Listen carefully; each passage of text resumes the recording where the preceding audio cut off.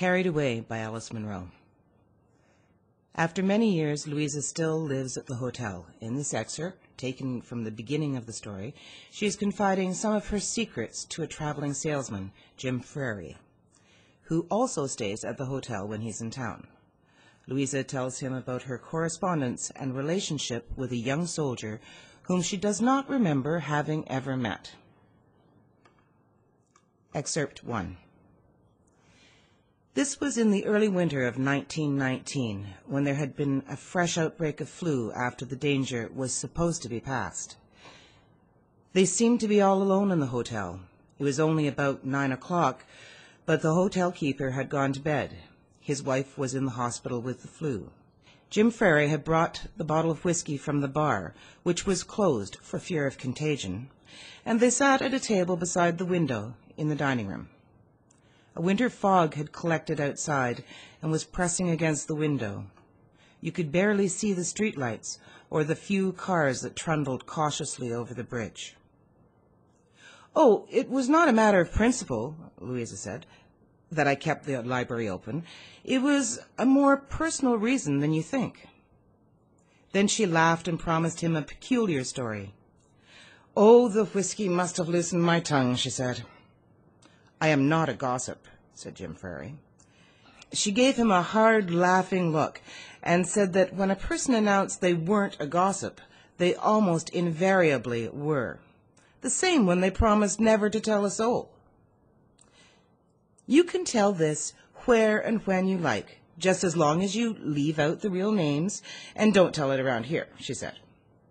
"That I hope I can trust you not to do. Though, at the moment, I don't feel as if I cared.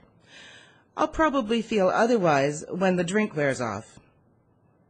It's a lesson, this story. It's a lesson in what fools women can make of themselves. So, you say, what's new about that? You can learn it every day." She began to tell him about a soldier who had started writing letters to her from overseas. The soldier remembered her from when he used to go into the library, but she didn't remember him. However, she replied in a friendly way to his first letter, and a correspondence sprang up between them. He told her where he had lived in the town, and she walked past the house so that she could tell him how things looked there. He told her what books he'd read, and she gave some of the same kind of information. In short, they both revealed something of themselves, and feelings warmed up on either side. On his side first, as far as any declarations went. She was not one to rush in like a fool. At first, she thought she was simply being kind. Even later, she didn't want to reject and embarrass him. He asked for a picture. She had one taken. It was not to her liking, but she sent it. He asked if she had a sweetheart, and she replied truthfully that she did not. He did not send any picture of himself, nor did she ask for one, though, of course, she was curious as to what he looked like. It would be no easy matter for him to have a picture taken in the middle of the war. Furthermore, she didn't want to seem like the sort of woman who would withdraw kindness if looks did not come up to scratch. He wrote that he did not expect to come home.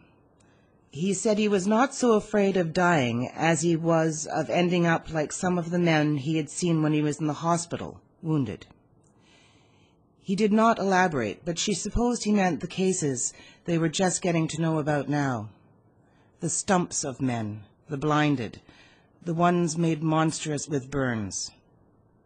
He was not whining about his fate. She did not mean to imply that. It was just that he expected to die, and picked death over some other options, and he thought about her and wrote to her as men do to a sweetheart in such a situation.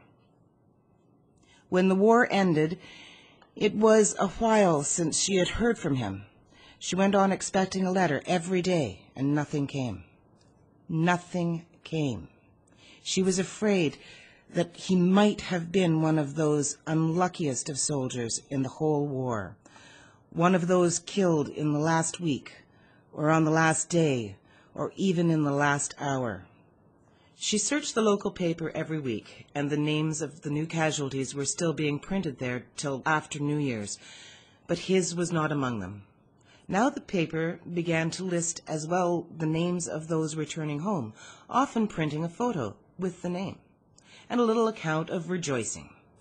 When the soldiers were returning thick and fast, there was less room for these additions, and then she saw his name, another name on the list.